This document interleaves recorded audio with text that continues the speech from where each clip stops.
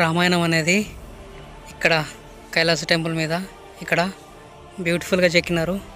నా వెనకాల కనిపిస్తున్న వాల్ ఇదంతా సౌత్ ఇండియాలో జరిగిన రామాయణం పార్ట్ వరకు ఇక్కడ చెక్కినారు.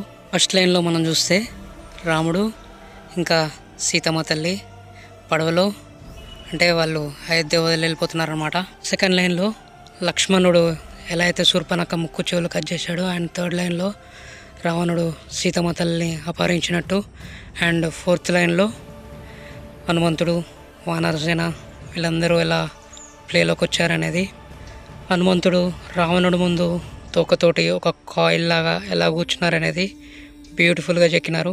అండ్ లాస్ట్లో శ్రీరాముడు రావణుడిని ఒక విల్లు బాణంతో ఎంత బ్యూటిఫుల్గా సంహరించాడనేది చెక్కినారు. ఎంత డీటెయిల్ వర్క్ అది, ఎన్ని ఇయర్స్ ముందు. హర హర మహాదేవ్.